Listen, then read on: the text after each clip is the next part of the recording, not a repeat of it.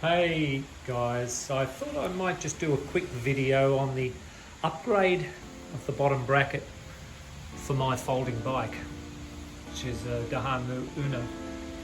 I'll show you why I'm swapping out the bottom bracket bearing when I get to that. A few special tools required because it's a square section crank, little crank remover there, crank puller there.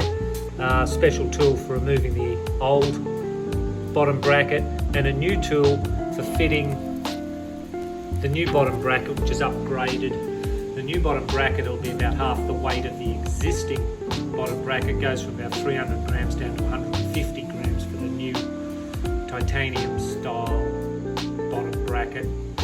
A little rattle gun for getting the old bracket off, some other basic tools. So let's get into it. Start by just undoing, looks like a 10mm Allen as the center crank fixing bolts. So that comes out first, and then we get the crank puller operational.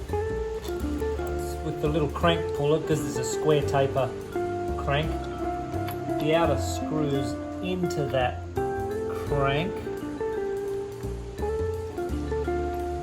and then the center section will tighten against the square taper and force the crank off. It's pretty straight ahead.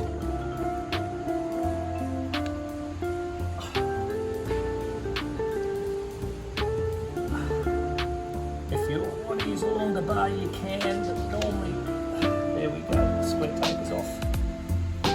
The drive side is the same. No fancy reverse threads or anything else. Get the crank puller tightened in there, and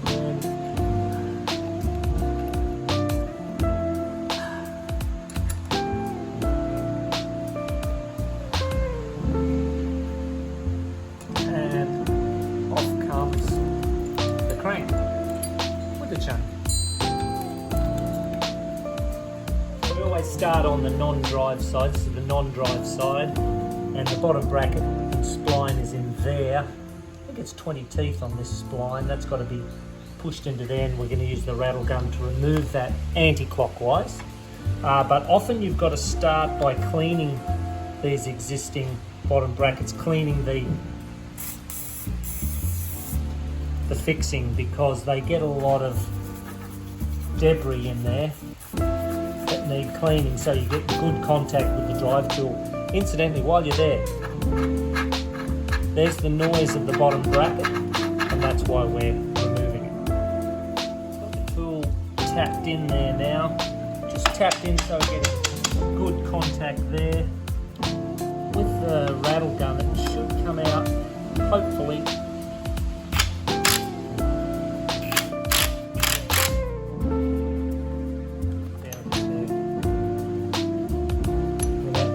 much aggro, and out comes normal anti-clockwise thread that side. The drive side, clean that aperture, but it is a clockwise removal with a spline tool.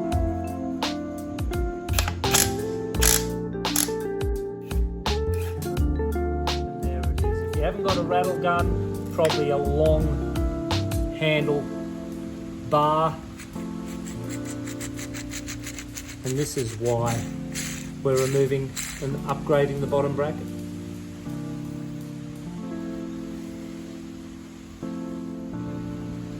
These bottom threads are sort of a little bit notorious for being easily stripped or threaded. So probably a good idea to give these a good clean, and then I will use some standard grease and a toothbrush just to dress those threads ready for the new bottom bracket. So that's the old, as you said, that's the old bottom bracket that's come out. Here's the new bottom bracket, which is about It's got the markings on there for left and right side. So the left cup comes off and that's going to be fitted in on the right side like that. And remember the reverse thread here, so to tighten we're going to turn anti-clockwise, and that's threading in nicely. I'll treat some more grease on this thread before that gets installed and torqued in with that tool. Just a bit of grease on that to rest that thread. As I said, these threads can sometimes be a bit prone to damage.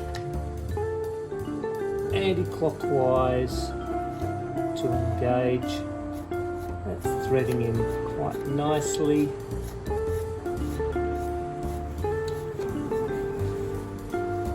And it even has a torque setting on there. It's saying a maximum torque of 60. There's a 44 tooth.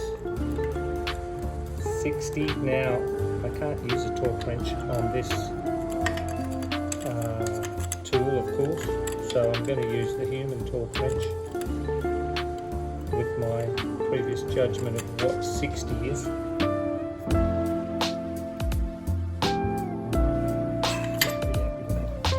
So I've got that chain on there back to the drive side. That square drive sits on like that. The new bottom bracket came with its own new center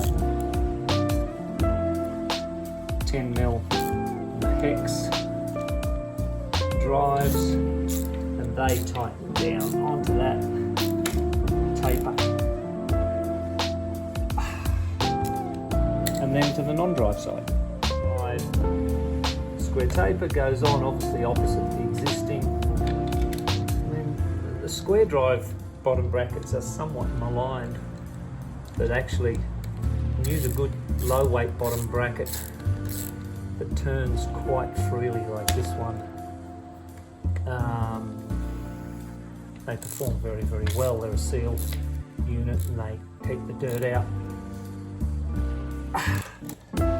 And there we have, ready to go, bottom bracket on a Dahon Moo.